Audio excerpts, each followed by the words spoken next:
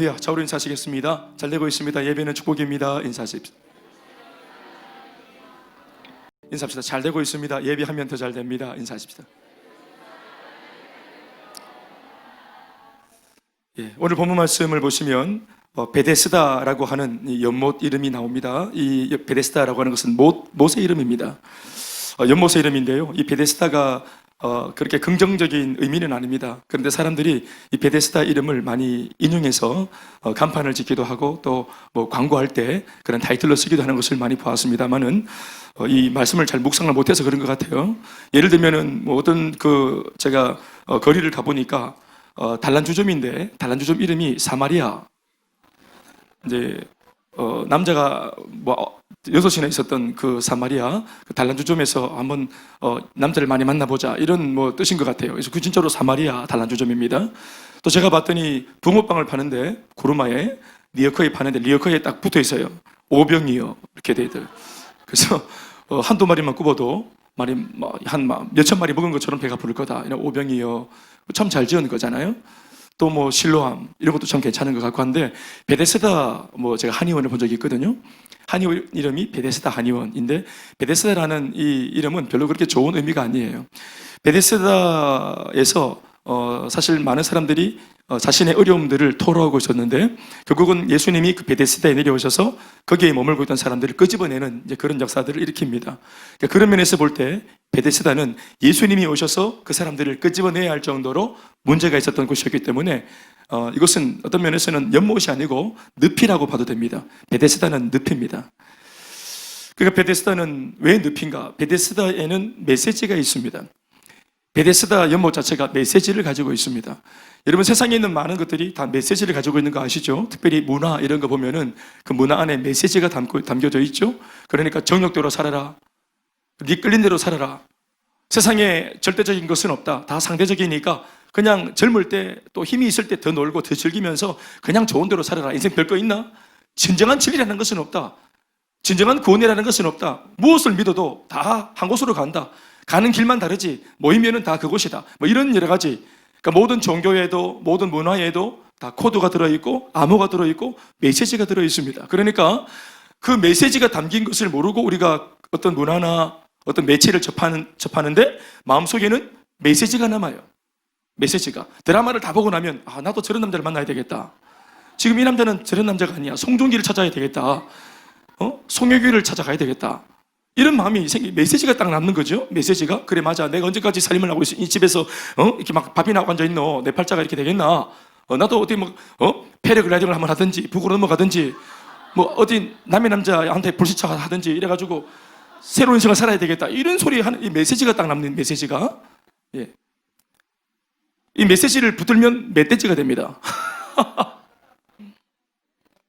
인생 베린다 이 말입니다. 여러분 이 베데스다가 어디에 위치했냐면 2절 말씀에 보면은 예루살렘에 있는 양문 곁에 히브리 말은 그 당시 사람들이 히브리 말을 그렇게 이제 입으로는 그런 언어를 썼는지 모르겠지만 히브리 그 단어나 어떤 이게 이제 문장이나 문법이나 이런 것들 이런 단어나 잘 쓰지 않아요. 여러분 그래서 우리가 보시면 알겠지만 구약 성경은 히브리어로 기록되어져 있고 그리고 신약 성경은 헬라어와 아람어로 기록되어져 있습니다.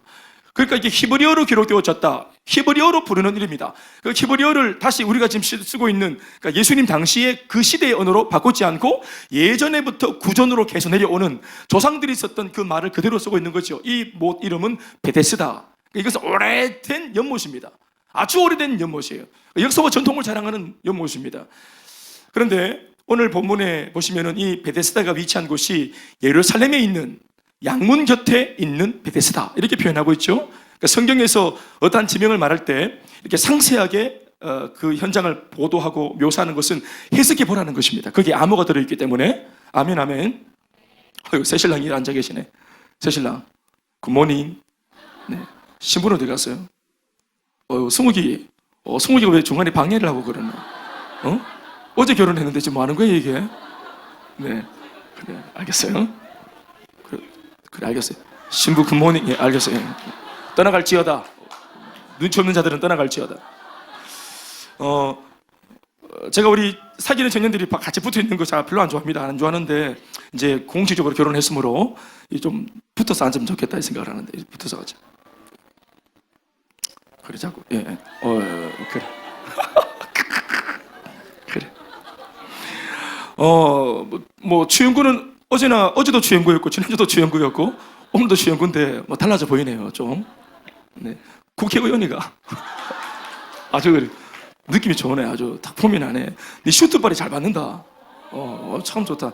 이 빠른 이 핏은 목사 핏이다 아닌데. 그래서 예루살렘 양문 곁에 있다 했는데요. 예루살렘에 들어가는 문들이 많았어요.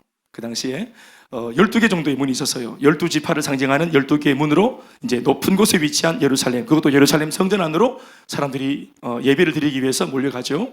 오늘 본문에 보면은 1절에 유대인의 명절이 되어서 예수님도 예루살렘에 올라가고 또 많은 유대인들도 예루살렘에 올라간다. 예루살렘에 올라가는 게 아니라 중심으로 말하면 예루살렘 성전으로 올라가는 거예요. 뭐 하기 위해서 올라가는 거냐 하면 그냥 좀 형식적으로 말하면 명절을 지키기 위해서, 그러나 좀 더 우리가 신앙적으로 표현하면 예배를 드리기 위해서 올라가는 거예요. 여러분들이 다 알겠지만 밖에 나오면 안 되는데 또 위험한데 이렇게 나오면 이제 우리가 또 그렇습니다. 집중해 주시면 좋겠습니다. 나왔습니다. 일단 나왔어요. 모든 원고로부터 벗어났습니다 지금. 그래. 아유 아버지. 그래. 예루살렘으로 올라가는데 문이 12개가 있단 말입니다. 그들이 아무리 신앙이 없어도 1년에 3번은 예배를 드리는 것이, 그래도 신앙이 있든 없든 유대인이라면 이거는 이제 생명처럼 지키는 하나의 어떤 관례라 할 수 있는, 이제 신앙이 없어도 이제 관례를 따라서 이제 그렇게 습관을 따라서 예배를 드리는 것 말이에요. 그러니까 하나님 앞에 이런 예배를 안 드리면 찝찝해서라도 이런 정도 예배는 드리는 거, 그게 바로 3가지가 있죠. 여러분 다 아시죠? 유대인의 3대 명절, 첫 번째는 뭡니까? 유월절, 무교절이라고도 말하는 유월절, 그리고 또 이제 이 시기적으로 중간에 드리는 뭡니까? 오순절이 있습니다. 그리고 그 뒤에 있는 3번째 마지막 절기는 뭡니까? 장막절, 칠칠절이라고 장막절, 초막절이라고도 하는 장막절입니다. 그런데 오늘 우리가 요한복음 5장을 읽었는데 요한복음 7장으로 넘어가면 요한복음 7장에 초막절 이야기가 나와요. 그러니까 1년에 3번 정도 드리는 이 절기를 놓고 7장에 초막절이 나오는 걸로 봐서 요 지금 명절은 일단은 초막절은 아니고 장막절은 아니죠. 그러니까 6월절이 아니면 이제 뭐라고 했어요? 오순절인데 저 자신이 설교를 하기 위해서 묵상을 했을 때 제가 볼 때는 이름이 없으니까 이 명절이, 그러니까 묵상을 해볼 때 시기를 이렇게 생각해 볼 때 오순절이 아니겠는가 생각을 합니다. 오순절, 그러니까 명절을 지키기 위해서 많은 사람들이 지금 예루살렘 성전으로 올라가는 겁니다. 12개의 문이 있습니다. 그런데 예수님은 의도적으로 양문으로 들어가십니다. 양문으로. 양문이라는 것은 양의 문이라는 뜻입니다. 여러분들이 알고 있는 양, 그 양입니다. 네, 음매하는 그 양입니다. 그러니까 그 양의 문. 이게 왜 양의 문이라는 이름이 있었냐 하면은 옛날부터 하나님 앞에 예배를 드리러 가는 자들이 자신의 죄를 속죄할 이 대속물로 자신의 집안에 있는 가축들, 특별히 양, 대표적인 짐승이 양이었는데 이 양을 몰고 그 양문으로 들어가는 겁니다. 이 양을 몰고 그 예배당으로 들어가는 이유는 뭐냐면 이 양을 죽이기 위해서 들어가는 겁니다. 사실은 죄로 인해서 내가 죽어야 되는데 내가 죽으면 용서받을 수 있어요? 용서받았다 칩시다. 그럼 우리가 뭐 하는 거고? 용서받고 죽어보는데 뭐합니까? 그러니까 용서받고 새로운 삶을 살아야 되는데 내가 죽으면 안 되니까 내 죽음 대신 양을 죽이는 겁니다. 그래서 사실 내가 몰고 갔던 양은 나를 대신해서 죽어지는 전부 다 대속 제물들입니다. 이 대속 제물을 끌고 들어가는 거예요. 그러니까 이렇게 1년에 한 번씩, 적어도 3번 정도는 예배를 그렇게 드렸다는 말입니다. 그런데 오늘 수많은 죽어나다 빠진 수많은 그 대속 제물로 죽어졌던 양이나 또 다른 뭐 소나 이런 것과 상관없이 이 모든 것에 진정한 결정체가 되시고 단 한 번의 희생과 한 번의 드려짐으로 인류 모든 사람들의 죄를 완전히 깨끗하게 하실 수 있는 진정한 어린 양이 되시는 예수님이 양의 문으로 지금 들어가시는 것입니다. 그러니까 이것은 굉장히 메시지를 담고 있는 예수님의 의도라고 볼 수 있는 것이겠죠. 아멘이십니까? 진짜로 이 양의 문으로 들어가야 될 분은 바로 예수님이십니다. 이후가 나중에 6월절이 다시 찾아왔을 때 예수님께서 십자가에 달리기 직전 마지막 6월절을 보내실 때 예루살렘에 낙이 타고 입성하실 때 낙이 타고 들어왔던 그 문이 바로 양의 문입니다. 그러니까 예수님은 아마 즐겨 이 양의 문을 출입했던 겁니다. 왜냐하면 당신 자신이 진정한 어린 양이기 때문에 그렇습니다. 아멘, 아멘. 그리고 진정한 어린 양이 되신 예수님이 그리로 들어가서 지금 당장 돌아가시는 것은 아니지만 장차 당신이 당할 죽음을 통해서 이런 양의 문이 따로 있는 것이 아니라 예수님 죽음을 통해서 예수님 당신의 죽음 자체가 양의 문, 하나님께로 나갈 수 있는 당신 자신의 몸이 문이 되어서, 아멘 아멘. 예수님이 몸을 찢고 그래서 휘장이 갈라지고 그래서 성소와 지성소를 가리고 있던 베일이 완전히 갈라지면서 이제는 누구든지 예수의 피를 힘입어서 지성소까지 들어가서 직접 왕이신 하나님을 아련하고 예배할 수 있는 놀라운 예배의 길이 열리고 살 길이 열린 것입니다. 아멘 아멘. 오늘 예수님은 당신의 물리적인 몸으로 양의 문을 출입하고 있지만 당신이 바로 진정한 양의 문입니다. 아멘 아멘. 그런데 모두가 예배를 드리고 하나님을 만날 수 있고 이 한 번의 예배로 자신의 모든 죄를 속죄받고 용서받고 새로운 기회를 얻을 수 있는 이 놀라운 하나님의 임재가 있는 그 중심으로 모든 예배자들이 다 꾸역꾸역 들어가는 거예요. 과거에는 어떻게 살았든지 상처가 있었든지 뭐 어떻든지 간에 이 모든 것을 다 덮어주시는 하나님의 보호와 용서와 은혜가 있는 곳으로 모두가 같이 양의 문을 통해서 들어가는 겁니다. 아멘 아멘. 예, 보호자 앞으로 가는 것이죠. 그러니까 이 예배는 얼마나 귀한 예배인지 모르겠어요. 형식적으로 지키는 그런 기념하는 절기가 아니라 정말 놀라운 그런 예배잖아요. 그런데 그렇게 놀라운 예배가 있는 또 예배로 들어가는 그 초입 양의 문 곁에 있는 베데스다 연못입니다. 그러니까 베데스다 연못에는 아까도 우리가 소개하고 있지만 수많은 질병 걸린 사람들이 있습니다. 여기에 나열하고 있는 질병자들 말고도 엄청나게 많은 중증 장애우들이 이미 뭐 한 병 한다는 사람들, 병 좀 앓고 있다는 사람들, 제법 병 좀 앓고 1, 2년 앓은 사람 말고 오늘 여기 주인공이 누굽니까? 38년 병자입니다. 38년 병자. 그러니까 질병 그러면 베테랑들. 수많은 의원들을 만났지만 어떤 의원도 고쳐주지 못한 그런 병들을 가지고 있는 사람들. 그러니까 인생의 마지막 그냥 끝까지 온 사람들. 이런 사람들이 요행을 바라면서 베데스다 연못에 다 거기 앉아 있는 겁니다. 어떤 면에서는 그들이 살기 위해서 나와 있는 베데스다 연못 같지만 실제로는 베데스다 연못이 늪처럼 그 사람들을 잡고 있었습니다. 여러분 알아야 될 실체가 뭐냐면 베데스다 연못은 하나님의 임재가 있는 곳이 아닙니다. 은혜로운 양의 문 곁에 있는 못이지만 하나님의 임재는 그 양문 안에 머무른 것입니다. 성전 안에 주님의 임재가 있는 것이지 성문 바깥에 그 곁에 아무리 은혜로운 하나님의 은혜로운 예배당이 있는 곳이라 해도 예배당 바깥에 그 곁에는 하나님의 임재가 있다고 볼 수 없는 것이지. 주님의 임재는 그 당시의 개념으로만 해도 성전에 머무는 것입니다. 베데스다 연못이 아닙니다. 그런데 베데스다라고 하는 이 연못이 소개되면서 관로가 딱 쳐지면서 한 절을 더 넘어가기까지 긴 문장으로 이 연못에 대한 설명이 나옵니다. 못이 있는데 이 베데스다 못이 뭐냐 하면 거기에 행각 5이 있고 하면서 설명이 나오죠. 여러분들의 성경책에서도 이 지금 관로가 있습니까? 관로가 있어요? 좋은 성경입니다.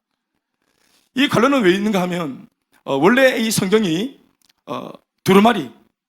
두루마리의 이제 가죽, 짐승의 가죽에 이제 이렇게 사실은 원래 성경의 그 원본이 새겨져 있었습니다. 그런데 이 원본 성경의 글을 많은 사람들이 필사자들이 사본을 만듭니다. 그러니까 많은 역사의 흐름 속에서 사본을 만들었어요. 그래서 똑같은 사본을 만드는데 필사자들이 사본을 필사할 때 이게 하나만 필사한 것이 아니라 시간이 지나면서 어떤 사람들, 후세 사람들은 이미 앞서 있었던 필사자들이 사본으로 남겨놓은 사본을 다시 보면서 사본을 보고 또 다시 사본을 만든 겁니다. 또 그 다음 사람들은 사본을 보고 또 다시 사본을 만들기도 하고. 그러니까 원본은 한 개인데 성경에 사본이 많습니다.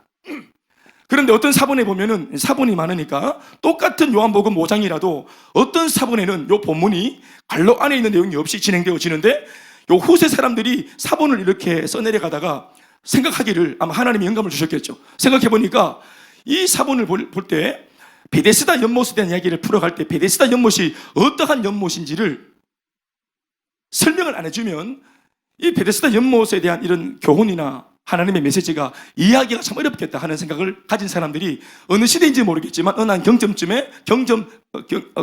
경점쯤에서 이 관로 안에 있는 내용을 집어넣은 겁니다. 그러니까 이 관로 안에 있는 내용은 어떤 사본에는 있기도 하고 어떤 사본에는 없기도 한 것입니다. 그러나 성경 정체를 이게 좀 꺼주시겠습니까? 여기 히터 너무 더운데요. 네. 어떤 사본에는 이제 없는데, 우리가 이제 우리야말로 정말 후대 사람인데, 오늘 우리가 하나님의 말씀을 묵상할 때 이 관로 안에 있는 내용을 묵상을 하면 오늘 예수님께서 베데스다 연못에 오셔가지고 하신 이 모든 행동들이 어떠한 연유에서 일어난 일인지를 우리가 도움을 받을 수 있습니다. 관로 안에 있는 내용을 한번 읽어보시겠습니다. 다 같이 시작. 물의 움직임을 기다리니 움직인 후에 먼저 들어가는 자는 어떤 병에 걸렸든지 낫게 되미르라. 어떤 병에 걸렸든지 낫게 되는 아주 놀라운 기적의 베데스다 연못입니다. 그런데 어떨 때 이 기적이 일어난다고 말합니까? 따라합시다. 가끔. 또 따라합시다. 먼저. 이게 이제 사람을 잡는 겁니다. 그러니까 이게 언제 놀라운 기적이 일어날지 모르는데, 구전에 의하면, 전설 같은 이야기에 의하면 가끔 그런 일이 일어난답니다. 그러나 여러분 보십시오. 사람들이 전하는 말에 이 베데스다 연못이 가끔 효험을 발생시키지만, 그러나 인생에 더 이상 답이 없는 사람 입장에서는 그 가끔도 복음이 되는 겁니다. 이건 아멘 하면 안 됩니다. 이 가끔도 복음인 거예요. 왜냐하면 더 이상 가끔도 없는 지금 사형 선고를 받았기 때문에, 어쩌다가 한번 역사가 일어난다고 해도 혹시 그 어쩌다가가 그 가끔이 오늘인지 아나? 그 가끔이 오늘일지 어떻게 알겠어요? 지금일지 어떻게 알겠어요? 어제까지 안 됐지만 오늘 다시 소망을 걸 수 있는 거예요. 그러니까 이 베데스다 연못은 많은 사람들에게 복음 같은 역할을 하는 곳이었습니다. 그런데 이것이 가끔 일어나고, 가끔 그것도 뭐냐면 천사가 내려와서 물을 이렇게 흔들 때, 그러니까 물을 흔들었다는 말은 사실은 손을 넣었다, 아니면 목욕을 했다, 이런 뜻으로도 해석할 수 있겠습니다. 천사가 우리 옛날 알던 선녀와 나무꾼처럼, 그 나무꾼처럼 그 선녀처럼 내려와서 목욕을 했는 모양이죠. 그러니까 천사가 몸을 담그거나 천사가 손을 담글 때, 그때 파장이 일어나는데, 그 진동, 아무런 미동이 없는 수면을 보면서 파장이 막 일어날 때, 그때 천사가 손을 담궜다 하는 마음에서 가장 먼저, 수많은 병자 중에서도 가장 먼저 그 물에 뛰어드는 사람은 낫는 겁니다. 이것도 아멘 하면 안 됩니다. 그런데 이 베데스다 연못이 가지고 있는 비밀이 뭐냐면 가끔, 그리고 먼저. 이게 복음이냐 말입니다. 이게 하나님께서 진짜로 원하시는, 하나님이 하시는 일이냐 말입니다. 하나님께서 원하시고 하나님께서 일하시는 복음적인 연못이 아니라는 사실이 몇 가지로 드러나고 있죠, 이미. 왜냐하면 이미 이것은 요행을 바라는 겁니다. 베데스다 연못을 누구한테 복을 주냐 하면은 요행을 바라는 사람들한테 이따금씩 복을 주고, 그것도 경쟁을 해서 많은 사람들이 질병이 있지만 내가 가장 먼저 다 그냥 막 밀어내고 막 경쟁을 해가지고, 내가 제일 먼저, 다리를 저는 자들은 막 다리로 막 이렇게 뛰어가고, 막 몸이 또 막 중풍병자들은 막 몸을 뒹굴려서 가고, 물이 움직였을 때 모든 병자들이 나름대로 모두 할 수 없는 총동을 해서 제일 먼저 뛰어드는 사람이 나으니까 경쟁을 하는 겁니다. 여러분, 하나님의 일하심이 경쟁으로 낳는 것입니까? 노력으로 낳는 것입니까? 힘으로, 능으로, 애씀으로, 나의 좀 더 나은 어떤 그런 능력으로 낳는 것입니까? 은혜를 받는 것입니까? 쟁취하는 것입니까? 그렇지 않습니다. 베데스다 연못은 복음이 아닙니다. 베데스다 연못에는 하나님적인 방법이 없습니다. 그럼에도 불구하고 사람들은 이 베데스다 연못이 가끔 준다고 말하는 그것이 구전이고 전설이지만 그 신화를 믿고 있는 것입니다. 적어도 이것을 믿고 있기 때문에 많은 병자들이 그 베데스다 연못을 떠나지 못합니다. 여러분 보십시오. 오늘은 명절입니다. 예수님도 양문을 통해서 예배를 하러 들어가시고, 많은 유대인들이 삶은 개떡같이 살아도 그래도 혹시나 안 드리면, 모든 사람들이 기본적으로 드리는 이 세 가지 절기 중에서 한 가지 절기를 안 드리면 재수가 없을지도 모른다, 내 벌 받을지도 모른다, 신앙이 없어도 이런 마음에서라도 한 번쯤은 가는 그런 예배가 오늘 이 예배입니다.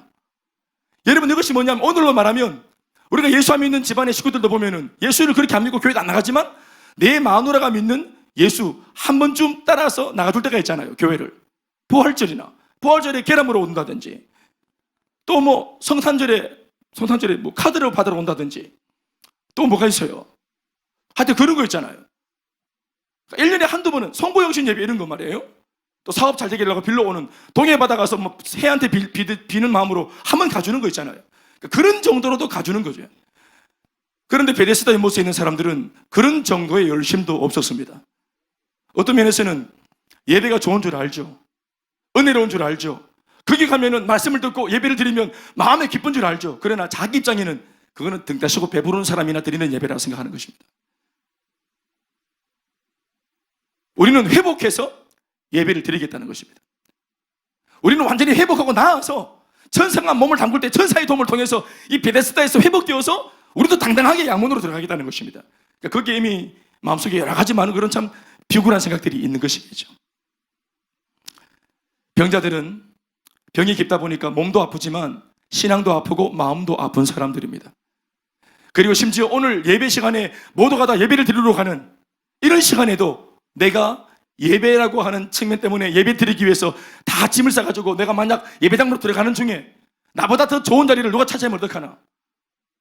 그렇게 기다렸던 그 가끔이라는 것이 내가 오늘 예배 드리러 간 이 시간이라면 어떡하나. 그러니까 모두가 베데스다의 메시지에 다 사로잡혀 있습니다. 다 사로잡혀 있어요. 여러분, 베데스다는 가끔 일어난대요. 그것도 확신이 없어요. 여러분, 베데스다는 로또입니다. 어쩌다가 가끔 1등이 나와요. 그런데 모든 사람들은 그 가끔이 오늘일 줄 아나.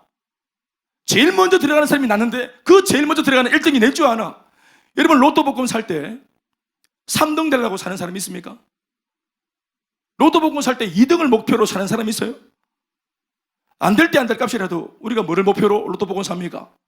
1등을 바라고 사요. 1등을 딱 바라고 막 전자했는데 안 되면 그냥 막 웃고 말지.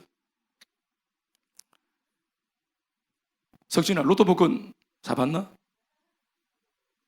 그거 저 언제 맞추노? 그거 저 토요일 날 8시 55분에 SBS에서 그거 이렇게 막 추첨하지. 그렇죠. 인터넷으로 되나? 아, 요즘 많이 좋아졌네. 제가 팔공산 한티제를 넘어갈 때 그 한티제 바로 밑에 있는 그 주유소에서 기름을 한번 넣은 적이 있거든요. 지금도 그런지 모르겠지만 그 기름 넣는 그 주유소가 참 좋은 주유소입니다. 주유소에서 그 기름을 딱 넣으니까 그 선물로 로또를 하나 주더라고요. 로또 이미 번호가 다 적혀 있는 로또 말입니다.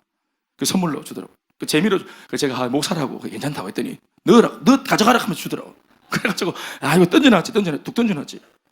로또를 한 번도 사본 적이 없으니까 던져놨. 그런데 토요일 날 말씀 준비하고 기도하고 준비하고 있는데 8시 55분이 다가오니까 TV 채널을 맞추게 됩니다. 바로 앞에 앉아가지고 막 벌벌 떨면서 본 건 아니지만 던져놓고 무심결에 저 멀리서 봅니다. 무심결에 보면서 들고 이렇게 보는 거예요. 희한하대. 견물생심이라고 들고 있으니까 맞아보게 됩니다. 그리고 공이 제대로 안 나오니까 짜증이 납니다. 보십시오. 저도 마음이 없다가도 이게 번호가 생기니까 이게 1등이 될까 하는 마음으로 쳐다보지 않겠어요. 여러분, 마찬가지입니다. 베데스다 연못은 가끔, 그리고 먼저, 그러니까 베데스다에서 그 일어나는 풍경을 여러분 좀 그림을 좀 그릴 수 있겠습니까? 어디가 명당 자리입니까? 못이 있는 그 바로 못가가 제일 명당 자리입니다. 그 어떤 자료에 의하면은 제가 살펴보니까 더 좋은 요충지를 얻기 위해서 어떤 병자들은 자기가 도움을 받거나 아니면 자기 부모가 돈이 좀 있으면은 내 아들 병 낫게 하기 위해서 용역을 씁니다. 용역을. 돈을 줘가지고 용역자들이 딱 들고 제일 좋은 명당 자리에 딱 앉혀놓고 그리고 이 자리를 지켜주는 사람도 있어요. 돈 받고 용역들이. 물이 딱 움직일 때 바로 들고 막 바로 집어 던져버려요. 바로. 이 역할을 하려고 돈 받고 신자입니다. 그러니까 돈이 좀 있는 사람들, 빽이 좀 있는 사람들, 연줄이 좀 있는 사람들은, 그런 병자들은 그래도 제일 좋은 명당 자리에 앉아서 그리 있는데, 그러나 돈이 있든 없든 다 병자입니다. 가족이 있든 없든 다 문제 만난 사람들이에요. 명당 자리 제일 앞에 앉아 있거나 명당 자리가 없어서 제일 뒤에 앉아 있거나. 여러분, 우리가 알 것은 뭐냐면 베데스다에는 역사가 일어나지 않습니다. 아멘, 아멘. 베데스다는 그래서 늪입니다. 이게 아닌 줄 알지만 못 벗어납니다. 오늘 보십시오. 38년 된 병자를 보십시오. 37년 동안 안 됐습니다. 38년째 어제까지도 변화가 안 일어났고 응답이 없었습니다. 그런데도 오늘 자리를 털고 일어나지 못합니다. 이때까지 여기서 기다린 게 아까워서라도, 여기서 막 모든 걸 다 쏟아부었기 때문에 여기서 내가 병들어 죽어도 나는 여기서 죽겠다는 것입니다. 여러분, 37년 기다렸는데 응답이 없으면 다른 데 가봐야 되지 않겠습니까? 베데스다 37년 배려고 앉아있었는데 안 되면 신라면 가서 한번 씻어보고 요단강기도 한번 씻어보고 그래도 안 되는 걸 알면 이거는 씻어서 되는 것이 아니구나 하고 복음을 들어야죠. 여러분, 공부를 37년째 37수를 했습니다. 그러면 기술을 배워야 되지 않겠습니까? 그런데 내가 이때까지 한 우물을 팠다는 거예요. 나 한 우물을 파겠다는 거예요. 38년째 안 됐습니다. 전도에 보면 어떤 분이 말하기를 37년째 나는 불교를 믿고 있다는 겁니다. 37년째 불교를 믿으면서도 안 행복하다는 거예요. 깨지고 자빠지고 지키고 상하고 그 부처가 나한테 해준 게 없다는 겁니다. 그리고 또 물어보면은 그렇게 절을 열심히 가는 것도 아니고 1년에 한두 번 간대요. 그리고 또 종교를 믿으면 나는 철저한 난 불교라는 거예요. 사실 그렇게 막 불심이 있거나 대단한 것도 아니고 우리처럼 이렇게 막 목소리가 막 터지도록 목이 터지도록 막 부처 삼창하면서 기도하는 것도 아니고 평소에는 뭐 부처에 대한 생각 전혀 없고 조상에 대한 생각 전혀 없고 내 힘으로 살면서도 자기는 조상이 믿었던 이 신을 버릴 수 없다고, 조상신을 버릴 수 없고 전통을 버릴 수 없고 이제까지 내가 우리 가정에서 우리 가문 전체가 하고 있는 여기에 내가 등을 돌릴 수 없다고. 37년 안 됐으면 안 되는 겁니다. 베데스다 안 되는 겁니다. 거기에는 소망이 없는 것입니다. 아멘 아멘.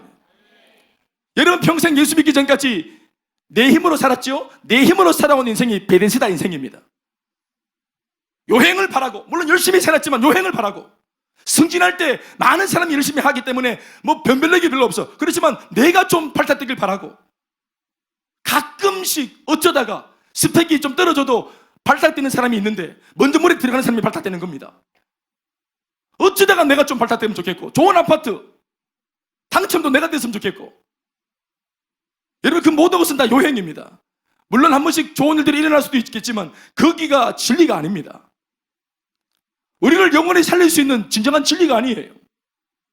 양의 문으로 들어가야 됩니다. 비록 형식적인 절기지만 어떻든지 하나님의 임재가 있는 예배당으로 들어가야 됩니다. 임재가 있는 곳으로 들어가야 되는 것입니다. 베데스다가 아닙니다. 그러나 베데스다에 너무 많은 것을 걸었기 때문에 이제 더 여기 막 사실 믿지도 않지만 이 자리를 포기해서는 아무것도 없기 때문에 이 자리를 못 떠나는 것입니다.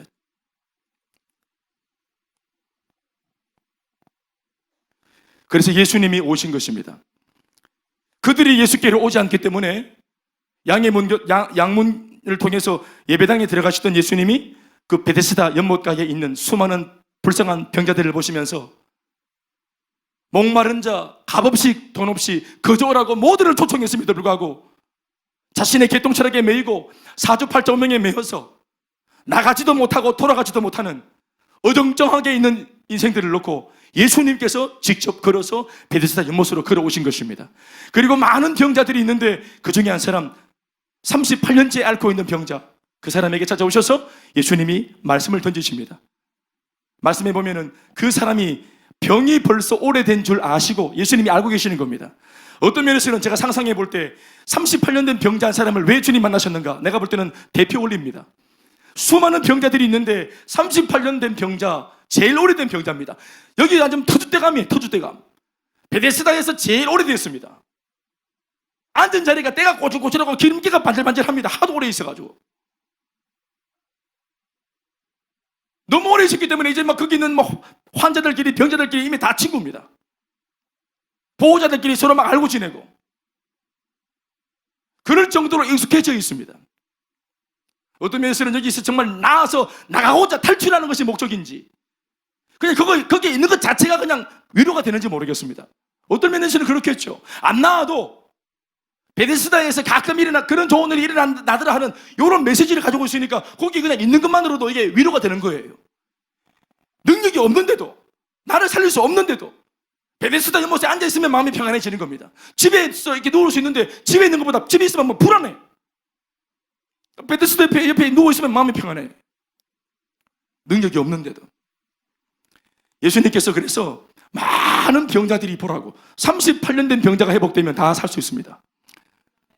38년 동안 고통당하는 사람이 오늘 죄의 사슬을 풀고 회복이 될 수 있으면 30년, 20년, 10년짜리 병자들 다 나올 수 있는 겁니다. 가장 지독한 질병이 걸린 사람이 나가면 소망이 다 있는 것이요. 아멘 아멘. 그래서 어떤 면에서는 베데스다 연못에 수많은 병자 중에서 하필이면 38년, 그러니까 그냥 병자가 아니라 성경이 말하기를 38년 동안 병자가 되었다. 중풍병자 이야기할 때는 몇 년 되었다 이런 말 하지 않잖아요. 문둥병자를 소개할 때는 몇 년 동안 문둥병이었다 말하지 않잖아요. 그런데 오늘 이 병자는 38년 되었다고 분명히 기록하고 있죠. 제일 오래된 겁니다. 예수님께서 보셨을 때 제일 오래된 줄 아시고 오신 것입니다. 그리고 예수님께서 묻습니다. 예수님께 묻죠? 같이 예수께서 시작. 그 누운 것을 보시고 병이 벌써 오래된 줄 아시고 이르시되 네가 낫고자 하느냐. 따라합시다. 네가 낫고자 하느냐. 오늘 이 예수님의 질문이 핵심 질문입니다. 제가 일전에 설교했습니다. 마귀가 사람을 유혹할 때 제일 먼저 쓰는 전법이 뭐라고 했습니까? 질문하는 것입니다. 질문하면 흔들립니다. 같은 질문을 연거푸 3번, 4번 막 반복해서 하면 처음에는 확신 있게 대답했다가도 계속 질문하면 흔들립니다. 이 사람입니다. 마귀의 질문은 그 속에 저희가 깔려 있습니다. 우리를 혼란하게 만들고 잡아뜨리려고 하고 시험에 들게 하려고 만드는 질문입니다. 질문 자체가 우리를 죽이는 것이 목적입니다.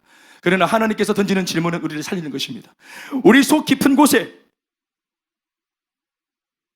침체되어 있는, 침전되어 있는, 가라앉아 있는 믿음. 내가 볼 때는 믿음 같지도 않은데, 그래서 고백하기가 부끄러운데 예수님께서 이것을 질문함으로써 질문에 대답하기 위해서라도 대답을 하게 만들려고 던지는 질문입니다. 우리가 볼 때는 초라한 믿음이라서 입 바깥에 못 나겠어요. 앞에서 막 찬양을 하고 또 앞에서 막 셀리드를 하고 열정이 있어 보이고 이런 사람들은 자기가 믿음이 좋은 것 같으니까 발산하는 거예요. 그런데 어떤 사람은 그런 사람들을 보면은 막 기가 죽어요. 막 열정적으로 섬기고 선교하고 복음 전하고 막 이런 사람들 보면은 막 열매가 나타나고 막 이런 거 보면은 대단해 보여요. 그런 사람들은 막 말도 과감하게 하고 막 그냥 자신의 뜻도 막 그냥 확실하게 얘기하고. 그런데 나 자신을 돌아보면은 초라하기 그지없어요. 나는 믿음도 없는 것 같아요. 하나님께서 나 같은 사람도 귀하게 여기실까 두려움마저도 들어요. 그럴 때 내가 가지고 있는 이 믿음은 보잘것없어, 쓸모없는 믿음이야 이러고 있는데 예수님께서 오셔서 때로는 우리에게 질문을 던집니다. 네 정말 낫고자 하느냐? 이 말은 뭐냐 하면 네게 낫고자 하는 믿음이 있느냐? 너가 낫고자 하느냐? 뭘 묻는 겁니까? 의지가 있느냐? 나으려고 하는 의지가 있나? 나으려고 하는 소망이 있나? 낫고자 하는 소원이 있나? 이걸 묻는 것입니다. 사랑하는 여러분, 예수님께서 길을 가시다가 소경 바디메오를 만난 적이 있습니다. 소경 바디메오는 다윗의 자손 예수라고 크게 소리 지르면서 날 좀 봐달라고 크게 소리 질렀죠. 예수님께서 찾아오셔서 앞을 못 보는, 날 때부터 앞을 못 보는 맹인 남 바디메오에게 제일 먼저 물으신 질문이 있었습니다. 그게 뭐냐 하면 네가 나를 불렀는데 다윗의 자손 예수여 나를 좀 보십시오. 다윗의 자손 예수여 하고 소리 질러서 예수님이 정작 오셨어요. 그래서 주님 물으셨어요. 부르셨기 때문에. 불렀으니까 물었어요. 예수님이. 내가 네게 무엇 해주길 원하느냐? 불렀으니까. 우리 수민이가 목사님 불렀어요. 목사님 했으면 목사님이 와서 수민아 그래 뭘 원하니? 하겠지? 그런데 예수님 불렀는데 수민이가 정말 목사님이 오셔가지고 수민이한테 대답을 하니까 진짜 왔네. 그리고 너무 놀라고 부끄러워서 도망가 버렸다. 이건 처음 그 사람을 부른 사람의 태도와 자세가 아니잖아요. 바디메오가 예수님을 딱 불렀을 때 예수님이 오셔서 소원을 묻습니다. 내가 네게 무엇 해주길 원하느냐? 똑같은 질문입니다. 낫고자 하느냐? 내가 네게 무엇 해주길 원하느냐? 똑같은 질문입니다. 여러분 이미 이 질문 속에서 느낄 수 있는 것이 뭡니까? 우리가 어떠한 소원을 말하든지 이 질문을 던지는 분이 해결해 줄 수 있다는 겁니다. 이 질문을 던지는 분이 이것을 만족시켜 줄 수 있는 능력을 갖고 있는 분이십니다. 능력이 있기 때문에 묻는 것입니다. 제가 아이들한테 묻습니다. 겸비야 용돈 있어? 친구들 막 만나러 막 나갑니다. 내가 묻습니다. 용돈 있어? 우리 담비한테도 제가 한 번씩 물으면 대답을 안 할 것 같아서 담비는 그냥 한 번씩 제가 10,000원짜리 하나 책상 위에 던져놓고 나옵니다. 네. 물어본다. 제가 왜 물어봅니까? 담비야 왜 너희들 친구 만나는데 용돈이 있어? 왜 물어보죠 제가? 그래도 제가 한 5,000원 정도는 지어줄 수 있으니까 10,000원짜리 한 장 정도는 지어줄 수 있으니까 그 정도 아빠 능력은 있으니까 물어보는 거예요. 만약 제가 능력이 없으면 숨겠죠. 애들이 전화할 때 그래요 우리 같이 모여서 피자 먹자 이렇게 얘기할 때 피자 먹자는 얘기 딱 들었을 때 아빠가 바로 집을 나가겠죠. 먼저 뛰어나가겠죠. 안 그러면 차문으로 뛰어내리든지 아빠 저 돈 좀 있어 물을까 봐 바로 뛰어내리버려요. 그런데 제가 먼저 묻습니다. 왜요? 능력이 있으니까요. 예수님이 먼저 물으십니다. 네가 낫고자 하느냐? 소원이 있느냐? 여러분 37년 동안 안 됐습니다. 38년째 오늘 베데스다에 앉아 있습니다. 소원이 있습니까? 37년 안 됐습니다. 실패했습니다. 37년 먹은 패배입니다. 38년 먹은 패배입니다. 낙심입니다. 안 된다, 못한다 할 수 없다. 바라고 소망하고 기대할 때마다 판판이 깨졌습니다. 안 되는 거구나. 유일하게 베데스다에 있는 이유는 베데스다 연못은 나한테 묻지 않기 때문에 그렇습니다. 베데스다 연못은 나한테 바라는 게 없습니다. 한 번씩 내려오는 천사는 나한테 바라는 게 없어요. 천사 앞에서 이런 거 안 시킵니다. 그런데 주님께서는 묻습니다. 네가 낳고자 하느냐? 나한테 말을 걸고 어떤 멸시로 나를 막 귀찮게 합니다. 내 치부를 막 드러내게 하십니다. 그럼 낳고자, 병자니까 낳고자 하지 당연히. 우리 노총각들은 예쁜 여자 만나기 원하고, 우리 또 나이 든 자매들은 멋있는 청년 만나기 원하고, 우리 학생들은 성적이 올라가길 원하고, 젊은 세대들 또 젊은 우리 30대 초반부는 결혼한 사람들은 내 집 장만하기 원하고, 직장 다니는 사람들은 승진하기 원하고. 이거 물어봐야 합니까? 그런데 예수님이 굳이 묻습니다. 소원인데 이게 너무 안 되면 소원이 약점이 되는 거예요. 간절한 소원이 있는데 이 소원이 계속해서 거절당하고 안 이루어지면 이 소원이 내 발목 잡던 약점이 되는 것입니다. 내 집 장만하고 싶어요. 간절하게 내 집 장만하고 싶어요. 소원이에요. 이 꿈이에요. 꿈을 이루기 위해서, 내 집 장만의 꿈을 위해서 열심히 일을 했는데 아무리 노력해도 내 집 장만이 안 돼요. 그러면 내한테 집이 없다는 것이 상처가 되는 겁니다. 38년 낳고자 했습니다. 목표가 있었으니까 열정적으로 했겠죠. 베데스다 연못에 바람이 불어가지고 물이 움직이면 이게 막 천사가 해든 안 해든 무조건 뛰어드는 거예요. 처음에는 막 그냥 열심히 뛰어들었어요. 때로는 들어갔는데도 안 나올 때는 처음에는 아유 그냥 안 나올 수도 있지 하고 웃었어요. 한 몇 년은 이번에도 안 나왔어요. 물에 빠졌는데 괜찮아. 괜찮아요. 또 들어가도 돼요. 말로만 되죠. 이렇게 굉장히 나이스한 것처럼 이런 상처쯤은 가지고 가는 거예요. 인생 뭐 별거 있어? 다 상처 없는 집이 어디 있어? 괜찮아요. 또 도전하면 되죠. 굉장한 것처럼 보였어요. 호탕한 것처럼 보였어요. 38년 됐습니다. 만만하겠습니까? 실패를 38년 했어요. 예수님 정확하게 이 사람의 상황을 정확하게 알고 묻는 겁니다. 예수님의 질문 하나하나가 오늘 우리 권사님의 기도처럼 혼과 영과 관절과 및 골수를 찔러 쪼개는 좌우의 날선검보다 예리한 말씀입니다. 우리가 아무리 꼭꼭 동여매고 감추고 있어도 예수님 정확하게 우리 마음속에 상처가 되어 있고 치부가 되어 있고 아무에게도 말하고 싶지 않은 그 감추어진 영역을 말씀이 그대로 내리꽂습니다. 거기에 네가 낳고자 하느냐? 왜 묻습니까? 낳고자 하는 마음이 없는 걸 아시고 묻는 겁니다. 그리고 너한테 지금 소원이 없구나, 믿음이 없구나, 많은 실패를 통해서 좌절에 완전히 낙심했구나. 그러나 예수님께서 주시는 질문의 의도는 첫 번째는 드러내시기 위함이고 두 번째는 없는 믿음을 인정할 때 믿음을 주시고자 하시는 것입니다. 소원이 없는 것을 아시고 고백하고 그걸 인정하면 소원을 주고자 물으시는 것입니다.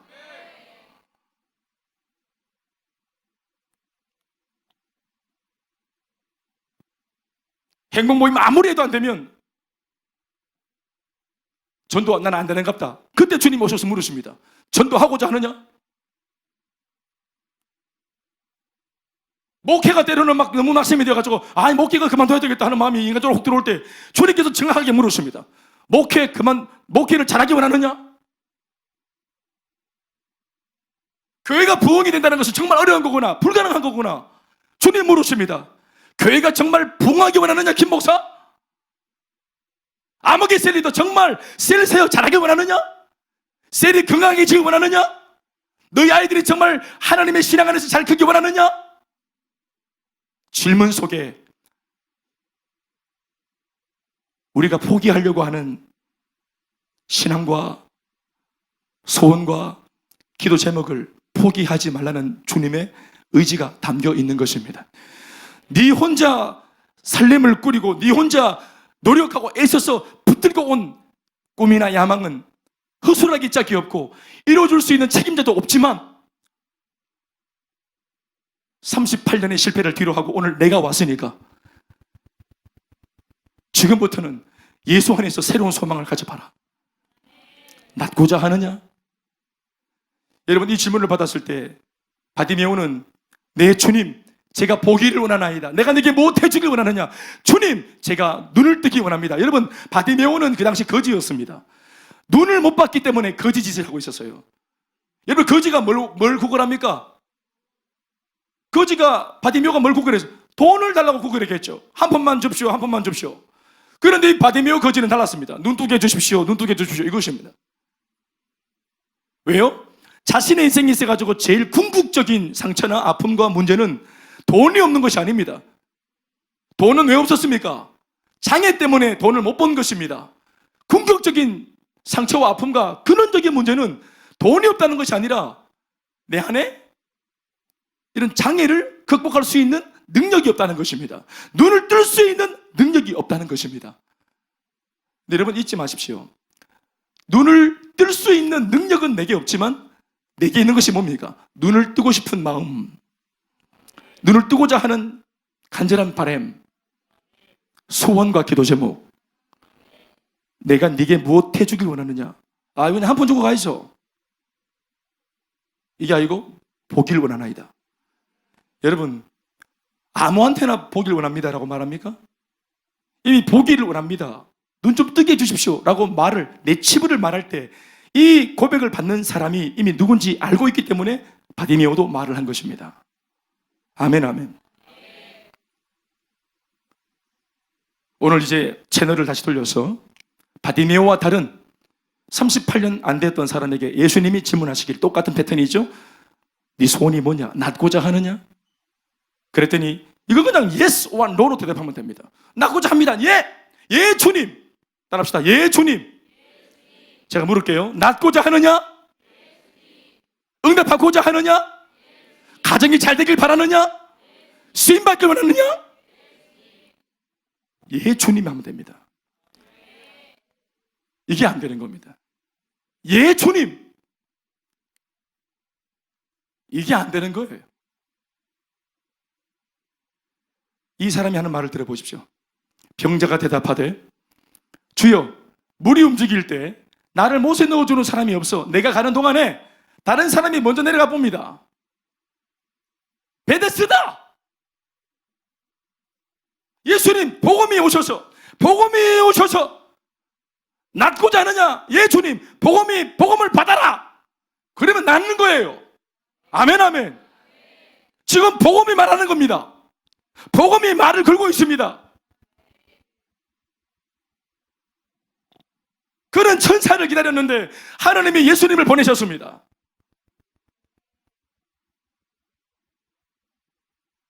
이 질문 앞에 그가 하는 말을 보십시오. 베데스다라는 거예요. 베데스다 메시지로 가득 차 있습니다. 머릿속에 똥이 가득 차 있어요. 하나님의 복음의 말씀이 아니라 민간 전설에 온 인생이 붙들려 있습니다. 내가 지금 이 모양 이 꼴이 된 것은 좋은 부모, 좋은 환경, 많은 돈이 없어서 더 좋은 자리를 못 차지하고 있기 때문이고, 요행이 물이 움직일 때 나를 가장 먼저 물에 도와주는 사람이 없기 때문에, 사람 탓, 환경 탓, 부모 탓, 돈이 없는 경제 문제 탓. 예수님 말씀은 복음 탓입니다. 복음이 없기 때문이고, 예수 탓, 예수가 없기 때문이고, 믿음 탓, 믿음이 없기 때문인 것입니다. 예수가 없어서 지금 이 꼴 당하고 있는 게 아닙니다. 예수가 없어 당하는 문제입니다.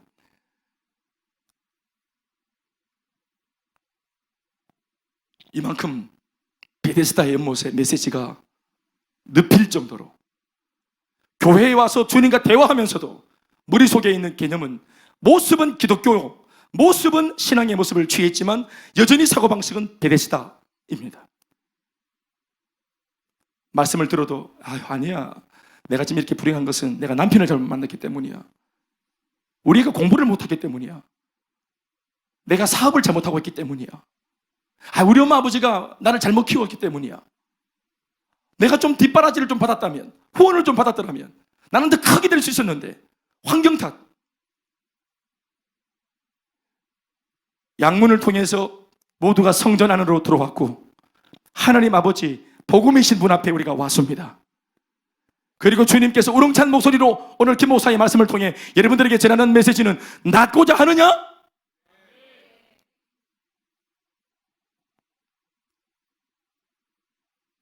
낳고자 했으면 좋겠다. 소원이 있었으면 좋겠다. 포기하지 않았으면 좋겠다. 그래서 양의 문 정도가 아니라, 절기 정도가 아니라 어린 양 자신이 되시는 예수님이 거기에 계시지 않고 가난한 자, 포로된 자, 눌린 자, 눈먼 자들, 사주팔자 운명, 자신의 신세 한탄 때문에 여유가 없어서 나는 예수를 믿지도 못하겠고 교회가 좋은 줄 알지만 나 같은 사람이 어떻게 교회 갈 수 있겠나고 말하는 그 사람들 곁으로 예수님이 친히 오늘 뚜벅뚜벅 걸어오셔서 우리의 소원을, 병든 소원, 꺼져버린 소원의 불씨를 지금 만지고 계십니다. 예수를 믿으면서 우리에게 난 제일 좋은 변화 중에 한두 가지를 말하라 그러면 저는 주저없이 말할 수 있는 것은 내 속에 소원이 생긴 거, 내 속에 기도 제목이 생긴 거.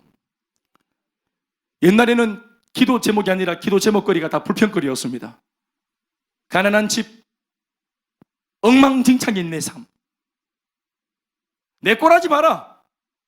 가난한 집에서 태어나가지고 뭐 후광을 본 곳이 있나? 내가 뭐 덕을 본 게 있나? 뭐가 있노? 이러면서 부모를 원망하고 나 자신을 원망하고, 그래봐야 그때 나이가 20살 뭐 갓됐는데 10대 뭐 후반 이거 뭐 고등학교 다니는 입장인데 이 청춘이, 이 젊은 청소년이 꿈이 없어요. 꿈을 꿀 수 있는 힘이 없는 거예요. 환경 자체가 꿈을 꿀 수 없습니다. 어떤 면에서는 여러분들은 저처럼 병들었던 적에 청소년은 아니었지만 결혼하고 현실을 더 너무 알기 때문에, 현실을 너무 빠삭하게 알기 때문에, 꿈은 꾸어봐야 희망 공문이라는 것을 너무 알기 때문에 꿈은 사치품인 것이죠. 소원을 갖는다는 것은 사치입니다. 그냥 열심히 살고 정직하게 살아서 내 번 것으로 그냥 처자식 먹여 살리고 그냥 뭐 이리 사는 거지. 뭐 대단한 게 있으려고 인생이. 이미 자기가 베데스다 연못을, 그 한계를 자기가 만듭니다. 자기가 만든 한계 속에, 그 베데스다 연못과 그 늪 속에 자기가 자기 식구들 다 손에 손을 잡고 함께 뛰어듭니다. 더 행복하려고 하지 마라. 여보, 당신 너무 큰 꿈을 꾸지 마. 상처만 받아. 배우자가 배우자에게 더 큰 꿈을 꾸지 못하도록 단돌이 시키고, 한눈 팔지 말라는 입장으로 그 꿈을 좌절시키고 큰 기대를 하지 못하도록 설득합니다. 그러한 영향력이 아이들에게도 그대로 전달되어집니다. 아이들이 압니다. 암묵적으로. 엄마 아빠가 말 안 해도 아이들이, 아, 나는 꿈을 꾸면 안 되는구나. 우리 엄마 아빠 형편을 봐서, 우리 엄마 아빠 벌이를 봐서, 우리 집에 있는 경제적인 사이즈를 봐서 내가 이미 꿔야 될 꿈은 정해져 있다고 생각합니다. 왜 낳으려고 하는 사람들의 꿈을 우리의 현실에 잇띄어서 그걸 자꾸 재단하고 그걸 깎아먹고 집 밟게 되는지 모르겠습니다. 여러분들의 아이들이 여러분들 그 나이 때보다 더 잘 될 수 있습니다. 우리 다음 세대가 우리들보다 더 잘 될 수 있고 하나님께 더 크게 쓰임받을 수도 있습니다. 얼마든지. 그리고 우리들도 우리 앞에 있었던 세대보다 훨씬 더 변화될 수 있고 잘 될 수 있고 하나님께 크게 쓰임받을 수 있습니다. 우리가 이 베데스다에서 속히 탈출할 수 있다면, 이 병든 소원에서 빨리 탈출할 수 있다면, 낙심과 좌절에서 빨리 벗어날 수 있다면, 그래서 보란듯이 양의 문이 되신 예수께로 달려가서 나도 그 예배에 동참하고 그 축제에 동참하고 인생을 향하여서 꿈을 꾸고 하나님을 기뻐하며 살아가는 인생으로 완전히 달라질 수 있는 그 계기를 우리가 만들어야 됩니다. 네가 낳고자 하느냐? 대답은 누가 해야 됩니까? 병자가 말을 해야 돼요. 38년 된 그 병자가 안 될 때 안 될 값이라도 38년 안 돼 왔을지라도 안 되었던 38년의 기억을 던져버리고 경험을 포기하고 그 편 지워버리고 오늘 내게 소원을 묻는 분 앞에 내가 내 입으로 소원을 말을 해야 되는 것입니다. 믿음대로 되는 것입니다. 믿음은 들으면서 난다고. 아멘이십니까? 들으면 그리스도의 말씀으로 말미암다고 했어요. 마음으로 믿어 구원에 이르고 입으로 시인해서 구원을 받는 겁니다. 아멘, 아멘. 입으로 시인해야 될 것은 우리들이에요. 우리들입니다. 우리 요다일 아이들에게 묻습니다. 낳고자 하느냐? 예, 주님. 우리 가정이 복음화되어서 함께 엄마 아빠가 손잡고 예배하고 더 나아가 함께 교회를 섬기고 우리 엄마 아빠도 비전에 붙들려서 달려가는 일꾼이 됐으면 좋겠다. 이렇게 낳고자 하느냐? 그렇지. 할렐루야. 낳고자 하느냐? 오늘 세례자 세 분, 오늘 그냥 기념으로 받는, 형식으로 받는 세례가 아니라 이 세례를 통해서 병든 나의 소원과 내 인생과 내 신앙이 회복되어져서 낳고자 하느냐? 그렇죠.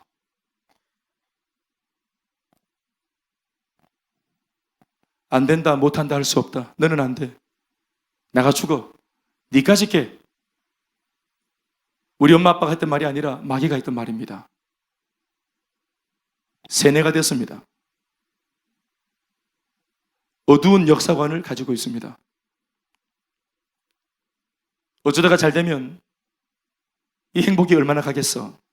내 주제에 이윽고 사건 하나가 터지면 그거 봐라. 내 인생에 무슨 큰 일이 있겠어. 예수님은 살아계시지만 결코 나의 예수가 아니야. 목사님이 예수님이고 수많은 간증하는 사람들의 예수지. 별 볼 일 없는 38년 병자인 나에게 예수가 무슨 소용이 있겠어. 나를 거들떠나 보겠어? 헌금도 많이 하고 많이 섬기고 몇 대째 예수 믿고 그 신앙적으로 잘난 사람들 곁에 주님이 계시겠지.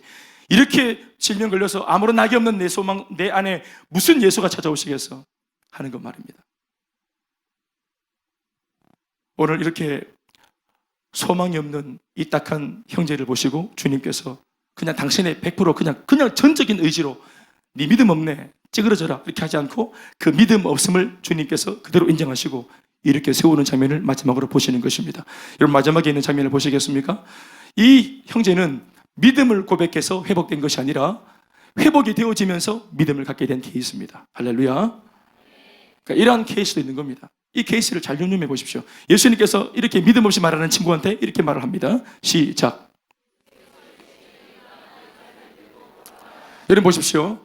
두 가지를 말씀하셨는데 일어나서 네 자리를 들고 세 가지를 말씀하셨군요. 걸어가라 이렇게 하셨습니다. 자, 예를 들어서 제가 우리 장은진 집사 여기 있는데 앉아 있는데 제가 시킬 것이 있어서 부른다고 한다면은 자, 일어나십시오.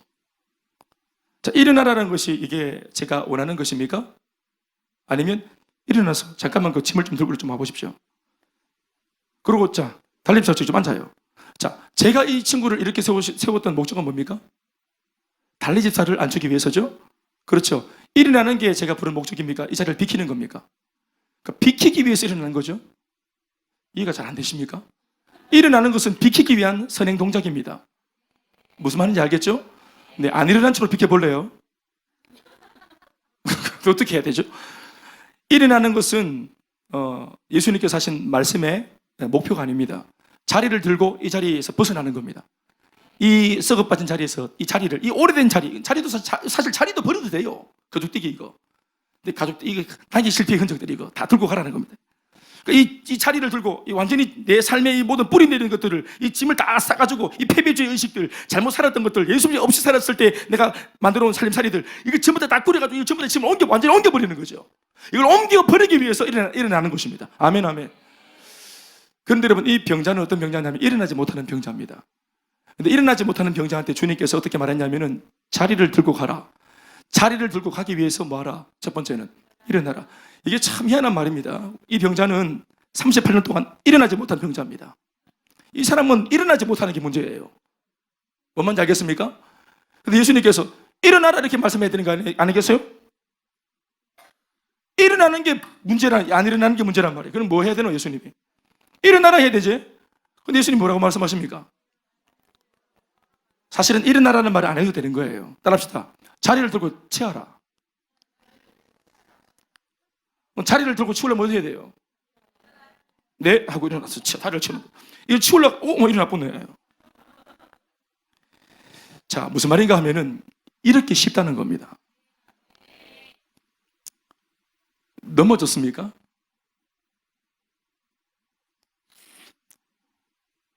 일어나면 됩니다.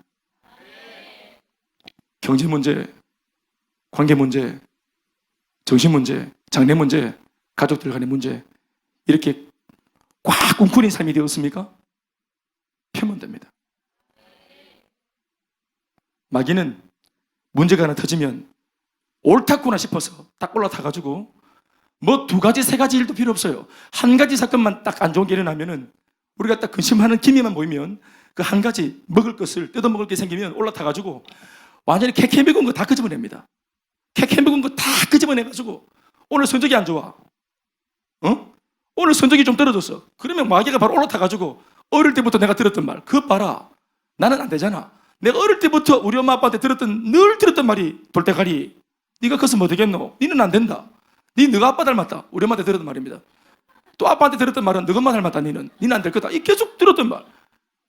오늘 그냥 성적 좀 안 나왔어요. 뭐 하면 됩니까? 공부하면 된다. 소민아, 뭐 하면 된다고? 공부하면 된다.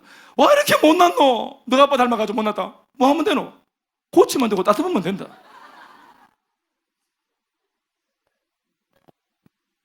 아유, 내가 우리 아버지랑 30년 만에 화해했다 하니까 30년 동안 내가 우리 아버지를 얼마나 내가 마음속으로 경멸했는지 몰라요.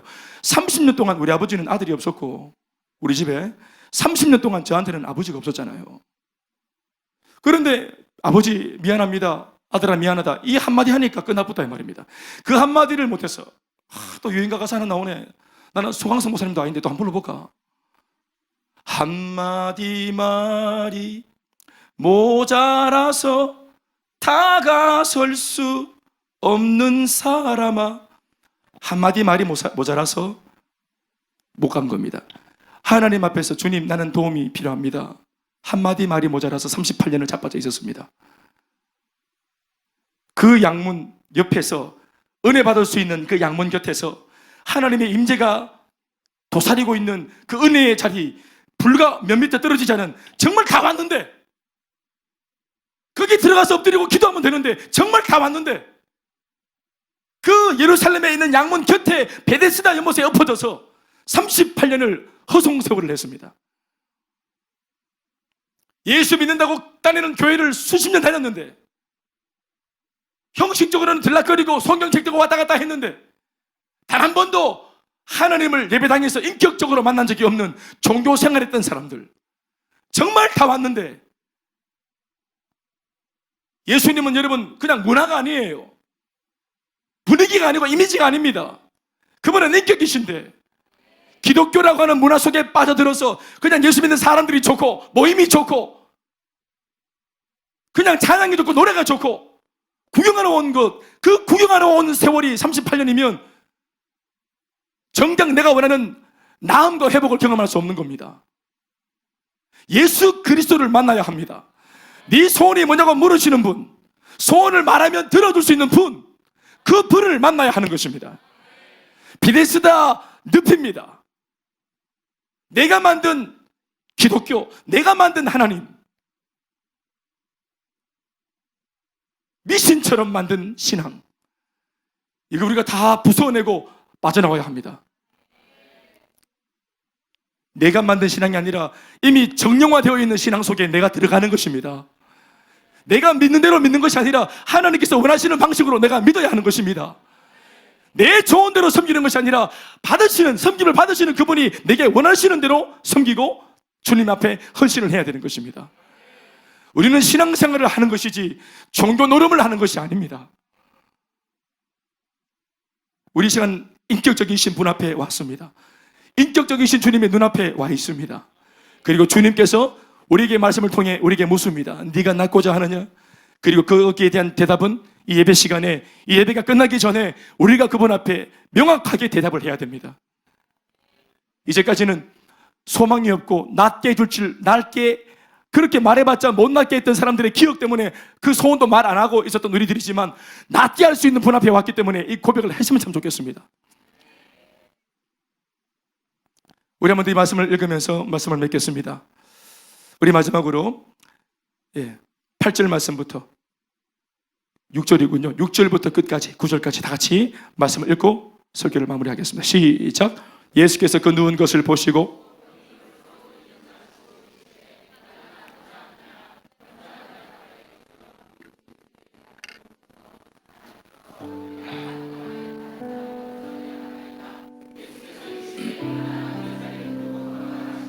아멘. 옆에 사람과 인사하겠습니다. 자리를 들고 걸어 나갑시다. 한 번 더 인사합시다. 일어납시다. 예, 면미 집사님 이렇게 예배당에서 봐서 참 감사합니다. 예, 손 한번 들어 보이소. 이제 박마카롱, 강마카롱, 마카롱 다 왔네. 감사하네요. 슬픔과 또 아픔, 또 회한의 자리에서 일어나서 자리를 틀고 일어나서 걸어 나온 우리 강 집사를 축복합니다. 실패의 자리, 눈물의 자리, 이게 얼마까지 갈까? 어쩌면 영원히 이제 이렇게 앉아 있어야 되나 하는 그 베데스다에서 오늘 이 말씀으로 힘을 얻어 기회를 삼아 다 탈출하고 빠져나올 수 있는 그런 은혜가 있기를 모두에게 있기를 축원합니다. 하나님께 영광이 박수하시겠습니다. 우리가 한번 기도하시겠습니다. 주님, 사람의 힘으로 능으로 되지 않습니다. 내 노력으로도 되지 않습니다. 주님 은혜를 주셔서 예수님 오셔서 딸아, 아들아, 낫고자 하느냐? 예 주님, 낫고자 합니다. 예 주님, 회복되고자 합니다. 그런데 주님, 나는 힘이 없습니다. 아들아, 두려워하지 마라. 내가 곧 길이요 진리요 생명이요 내가 능력이니 나를 붙들고 믿음으로 일어나라고 하시는 그 주님 말씀 붙들고 모두가 다 넘어진 자리에서 일어나고 웅크린 자리에서 회복되어지기를 소망합니다. 열망합니다. 우리를 붙들어 주시옵소서. 우리 같이 한번 소리내어 전심으로 기도하시겠습니다. 주여.